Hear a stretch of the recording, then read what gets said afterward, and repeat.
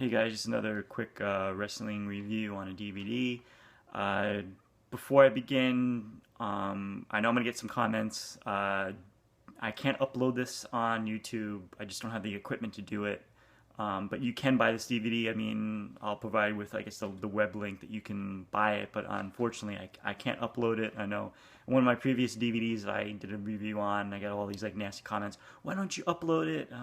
I just don't have the equipment to upload it. I'm sorry, but here's a review. This one is the shoot interview with AJ Styles. It's leaving an impact, and you can get this on highspots.com. They sell a lot of wrestling merchandise, a lot of DVDs. So why do we buy shoot interviews? If you're a wrestling fan, you always want to know behind the scenes of what happens in the locker room, all the secrets of the wrestling business. And if you get a good shoot interview, you learn all about that. So this one came out, I mean, they shot this in January 2nd, 2014, so it's really current. And the setup is the interview takes place at AJ Styles' house. Don't get too excited because you don't get a tour of his house or anything. They're just the cameraman and the guy from High Spots interviews him. They're on a couch, so it's basically one shot, and they pretty much go over his TNA career. And basically, for so long, I believed that this whole thing with him leaving TNA was a work. I thought he'll be back at like Lockdown. I thought that was the build up. I thought he would definitely be at making a comeback, and he would be fighting Magnus in the Lockdown cage for the pay-per-view. At this moment, I don't think that's actually going to happen. I think he's back at Ring of Honor. But to get to the DVD is really informative. If you're a fan of AJ Styles, if you're a fan of, independent wrestling, TNA, I mean, he talks a lot about TNA. The beginning of the DVD, AJ Styles is a big fan of video games, loves video games. He talked about video games in the beginning. I thought it was funny that he mentions that his kids have the WWE game, which is kind of, funny. Talks about his favorite wrestling game. I think it's a virtual Japanese game. Then they get into the interview's really good. Talks about how his contract was pretty much up December 15th, I think it was, he mentioned, with TNA. And that he knew he wasn't going to sign. I think by the end of December, he knew he was going to sign with TNA. They talk about the independent wrestling, and then going back to Ring of Honor. Talks about, this is a 2-disc set. So what you get is the current shoot interview, this one, and then you get one that he did back in 2006. Now they go through his career, and and he talks about how people, stuff like it when Kurt Angle came in 2006, that a lot of people in the locker room didn't like Kurt Angle. Also, he talked about he didn't have he didn't really like Booker T. They had he said certain guys would come to TNA and just want to get a paycheck. They didn't really care about the product. He also talks about something which I really agree with him, and he says that that TNA, one of the problems with TNA is that they don't advertise. And he said that he would go to he would do these shows, and he would go to the hotel, and there'd be no mention or anything about the TNA event. There'd be no advertisement. Unlike WWE when they hold an event, you hear you hear about it, radio spots and all that. Another thing that I like about it, what he was talking about, is Hulk Hogan.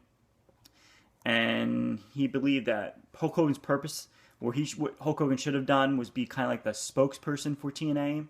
He should have been the person that would go to these different talk shows, radio shows, and if they had an event, let's say for example in New Jersey or something, they were going to New Jersey for something, that Hulk Hogan would do a radio spot there promoting the event to get people interested, because Hulk Hogan is a name that everybody knows in wrestling.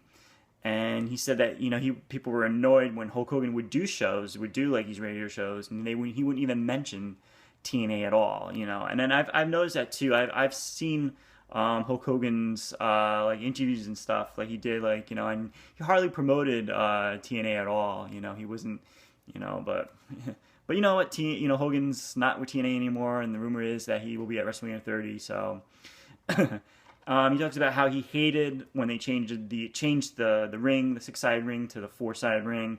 He said that even though it's better for his back, he preferred the 6-sided ring. He also talks about losing the title to RVD, and how he didn't like how RVD didn't hook his leg. He thought that was disrespectful. And it was like, I think, the only time he wanted to refuse to lose or something like that. He didn't want to drop the title. He talked about his time with Ric Flair, and some stories about Ric Flair in the bar, and Ric Flair buying drinks for everybody, and then didn't have enough money to pay for the at the end.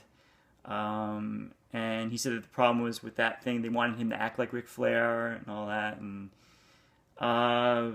he didn't put anybody down. I mean, like, he didn't have any negative things to say, especially with Dixie Carter. He didn't really have anything bad to say about Dixie Carter.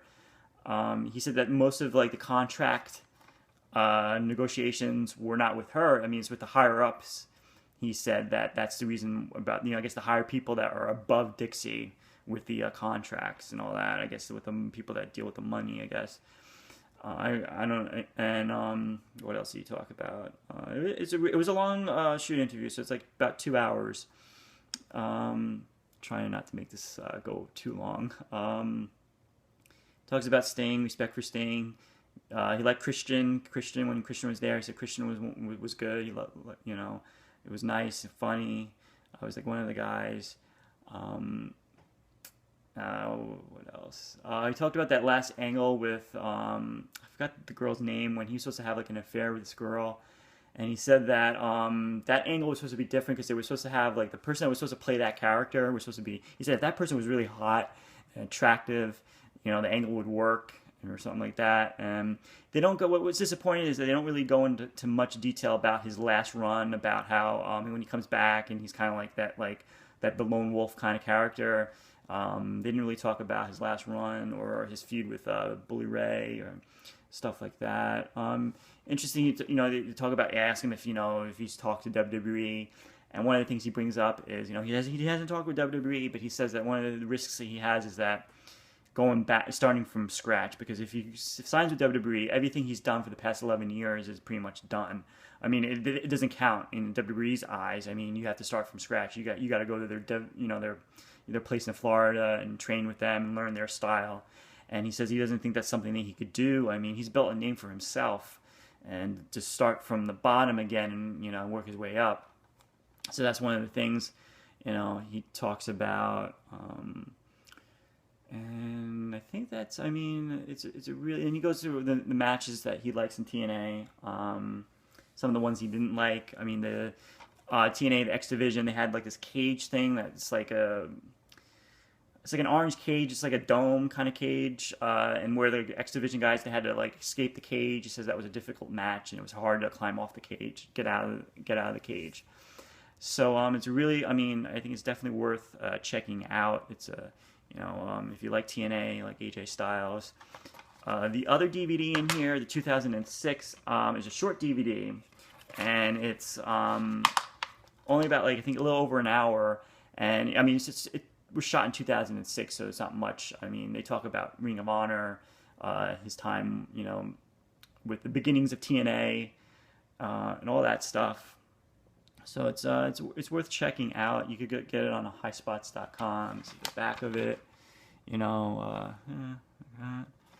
It's definitely worth checking out. I'm sorry I made this video a little bit long, but that's it. Pretty much it. Thanks.